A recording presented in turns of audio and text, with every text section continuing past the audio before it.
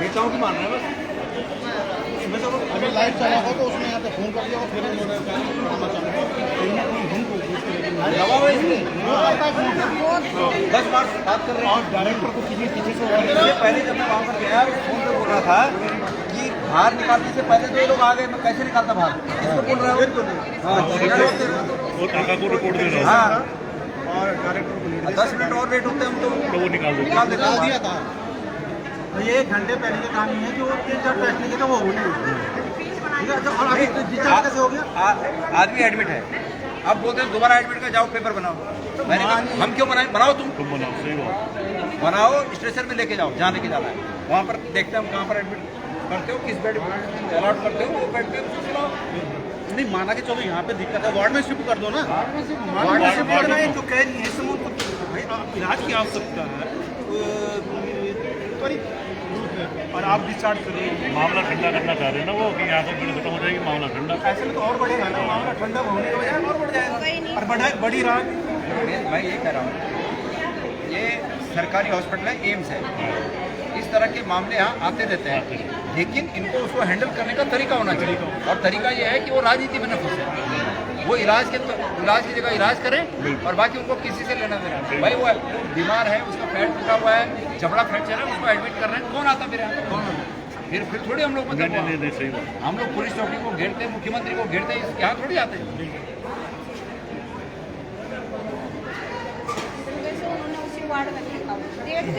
नहीं सुबह से लगे हुए हाँ अब कर रहे हैं अब कर रहे हैं अब करेगा, आपको बोल रहे हैं आप कल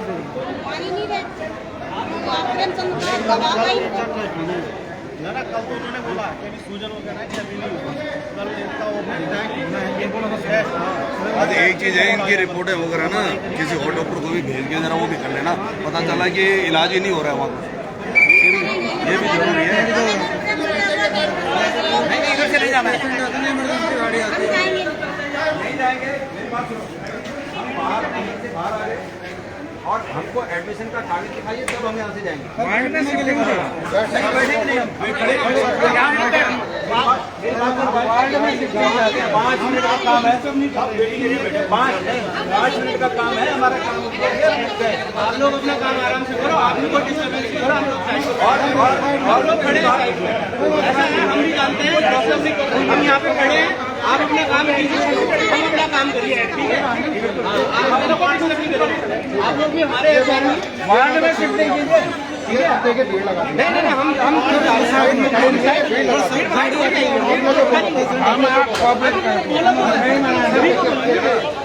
रिपोर्ट लेंगे कि जो ऑर्डर कर सके पता चला साला ये इलाज नहीं कर रहा है। मैं आपको बता दूं कि इस समय एम्स ऋषिकेश में है, जहां पर जो पत्रकार योगेश डिमरी हैं उन्हें एडमिट किया हुआ है। और अभी बता दें कि कुछ देर पहले अंदर से खबरें आ रही थी कि जो योगेश डिमरी हैं उनको यहाँ से डिस्चार्ज कर दिया जाएगा। और उसका कारण ये था कि इनका कहना ये है कि जो अभी अस्पताल में जो डॉक्टर हैं वो उपलब्ध नहीं हैं, 1 हफ्ते के बाद उनका यहाँ पर इलाज लाया जाएगा। मैं आपको बता दूँ कि एम्स ऋषिकेश में इस तरीके से जब यहाँ पर जो कांग्रेस के पूर्व अध्यक्ष हैं गणेश गोदियाल जब पहुँचते हैं, उसके बाद जब डॉक्टर से बात करते हैं तो पहले ही डॉक्टर कहते हैं कि हमने डिस्चार्ज नहीं कर रहे हैं, यहीं रखेंगे। उसके बाद अपने बयान बदलते हैं, फिर अंदर से अभी वो आई है कि अभी 1 हफ्ते के बाद आइएगा, अभी डॉक्टर मौजूद नहीं है। तो सबसे बड़े सवाल ये भी खड़े होते हैं कि ये भी आरोप लग रहे हैं कि कुछ पॉलिटिकल प्रेशर है, जिस वजह से जो अस्पताल का प्रशासन है वो इस पूरे प्रकरण में एक पॉलिटिकल प्रेशर के चलते इस तरीके की कार्रवाई कर रहा है। अब देखना ही है कि योगेश डिमरी जी से मिलके भी हम अंदर आए थे, तो उनके जो हालात हैं, उनका जो पूरा जबड़ा है उसका ऑपरेशन होना है।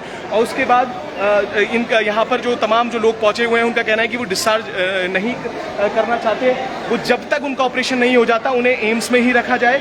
और पर ये सवाल ही खड़े होते हैं कि जब तक ऑपरेशन नहीं होता क्यों जो अस्पताल है वो यहाँ से डिस्चार्ज की जिद पर अड़ा हुआ है। और यहाँ पर जो भीड़ है उसको देखते हुए जो गार्ड हैं उनमें भी और भीड़ के बीच में जो लगातार बहस हो रही है वो जारी है इस समय। पर ये एम्स ऋषिकेश के बाहर की तस्वीरें हैं और यहाँ पर मैं आपको बताता हूँ कि अंदर जिस तरीके से अभी जो सारी चीज़ें निकल कर आएंगी उसकी भी अपडेट मैं दूंगा।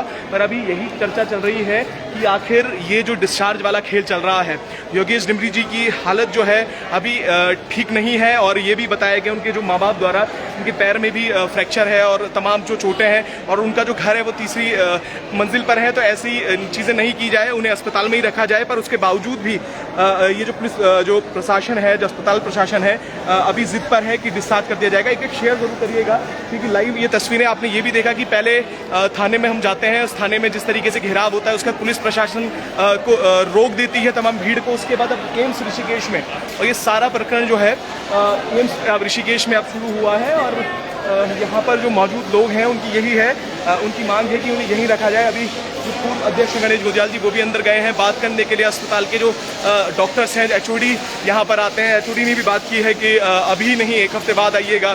तो ये जो बदलते हुए बयान है अस्पताल प्रशासन के, और ये भी बड़ी बात है कि अगर यहाँ पर ये तमाम भीड़ नहीं पहुँचती, उनकी शुद्ध लेने की नहीं पहुँचती, तो शायद अब तक जो डिस्चार्ज है वो हो गया होता। तो अपने आप में सवाल है कि क्यों आखिर इस तरीके का रवैया अपनाया जा रहा है पत्रकार के साथ, आखिर किसका पॉलिटिकल प्रेशर है, ये अपने आप में बड़े प्रश्न चिन्ह है। और अभी जैसे ही बाहर आते हैं गोदियाल जी तो उनसे भी प्रश्न करेंगे कि आखिर अंदर क्या हुआ है, क्या हॉस्पिटल में दोबारा से एडमिट कर दिया गया है या अब भी वही बात कही जा रही है कि 1 हफ्ते के बाद लाया जाएगा। एक शेयर भी आप लोग भी करिएगा जो ऋषिकेश से तमाम जनता है, जो और लोग हैं। देखिए यहाँ पर जो लोग हैं ये आप देख सकते हैं, ये इस तरीके की भीड़ यहाँ पर लगी हुई है। और जैसा मैं आपको बता रहा हूँ कि पुलिस प्रशासन जो है, जो अस्पताल प्रशासन है, जो लगातार कह रहा है कि 1 हफ्ते के बाद, ये देखें यहाँ पर इस तरीके की बात यहाँ पर भीड़ आप देख सकते हैं। और जो लोग हैं, आप आइए ये देखिए,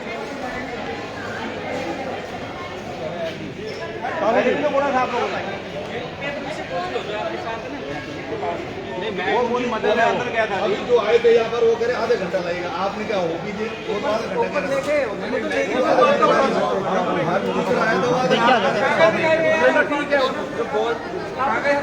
कमलेश जी, ऐसा है जब सर आए थे उस टाइम डिस्चार्ज कर चुके थे, आपके डॉक्टर ने कहा कि नहीं हुआ डिस्चार्ज, सर्टिफिकेट उनके हाथ में झूठ बोला, वो भी झूठ बोला। ठीक है, दोबारा बोला हो गया है, अब भी झूठ बोला। आप सर्टिफिकेट दिखाते हम चले जाएंगे, सिंपल है। लेकिन सबको एक साथ बैठा उधर बैठे हो जाएंगे, नहीं, यहाँ से कोई डिस्टेंस, हम अंदर से बाहर आ गए। नहीं, यहाँ बैठा तो बैठने हम यहाँ नहीं, हम यहीं रहेंगे। अब यहाँ से मत हटाओ पेशेंट को आने देना, अब यहाँ से पेशेंट को आने देना, पेशेंट आ रहे हैं, पेशेंट आ रहे हैं।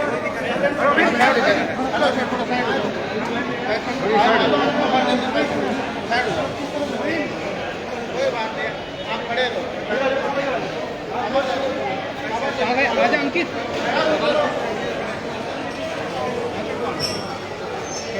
भाई पकड़ेगा।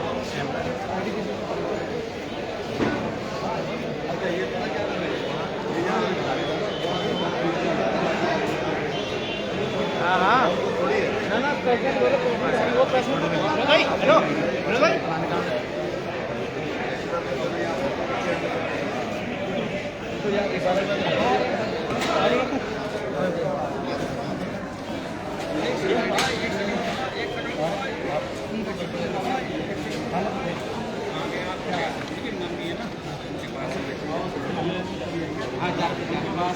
मम्मी के पास पेपर दे दिया, आपका हो गया, आपने लगा लिया।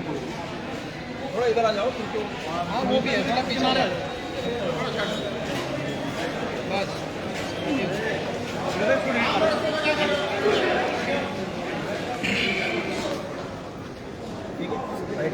सारी आप नहीं आ रहे, बस आप नहीं आ रहे।